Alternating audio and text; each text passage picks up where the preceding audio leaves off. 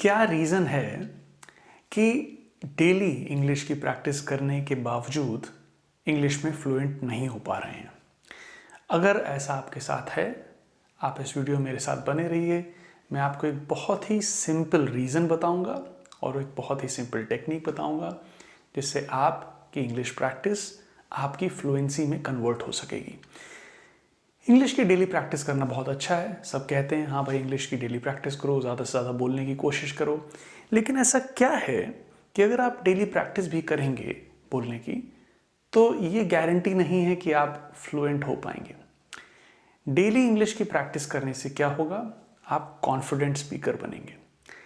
लेकिन क्या इंग्लिश बोलने के लिए केवल कॉन्फिडेंस काफ़ी है? तो अगर मैं कहूँ कि अगर एक पार्ट है कॉन्फिडेंस तो दूसरा पार्ट है कंटेंट।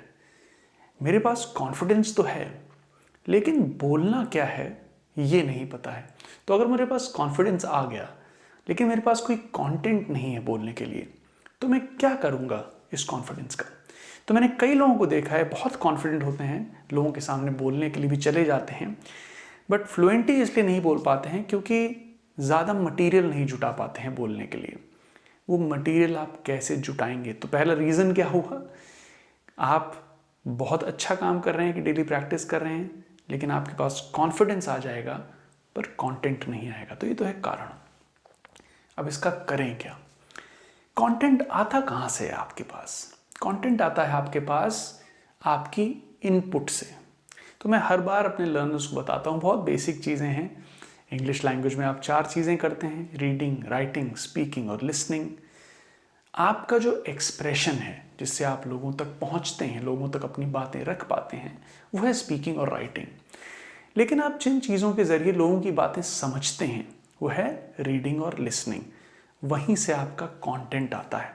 तो अगर आप ना रीडिंग और लिसनिंग नहीं बढ़ाएंगे और केवल स्पीकिंग पे काम करते रहेंगे, केवल बोलते रहेंगे लोगों से, तो आपका आउटपुट हो रहा है लेकिन इनपुट कुछ नहीं आ रहा है। और जो इनपुट है वहीं से आपका कंटेंट आता है। तो आपको चाहिए कि आप अपने कॉन्फिडेंस पे भी काम करें, जो कि ऑब्वियसली आपकी प्रैक्टिस करने से हो रहा है, लेकिन ज़्यादा से ज़्यादा चीज़ें पढ़ना, ज़्यादा से ज़्यादा नेटिव स्पीकर्स को सुनना, अच्छी इंग्लिश को सुनना, अगर आप ये कर पाएंगे तो आपका कंटेंट भी स्ट्रांग होगा। और कंटेंट केवल मटेरियल नहीं है, कंटेंट है ग्रामर की स्किल्स, वोकैबुलरी, ये सारी चीज़ें आपको अपने अंदर सम्मिलित करनी है, ना कि केवल कॉन्फिडेंस।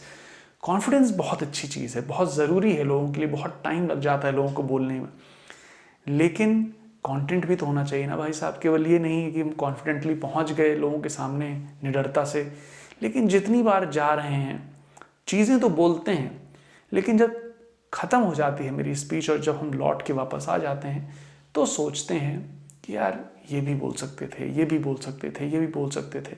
ये सब बाद में सोचते हैं। तो अपने कंटेंट को इम्प्रूव करिए, कॉन्फिडेंट स्पीकर बनिए, रीडिंग और लिसनिंग पे काम करिए, कोशिश करिए कि थोड़ी राइटिंग भी करें। जब आप इन चारों चीज़ों को ठीक से बैलेंस तरीके से करेंगे, आपको एक कॉन्फिडेंट स्पीकर, एक फ्लुएंट स्पीकर बनने से कोई नहीं रोक सकता। I hope this helps you. Take care.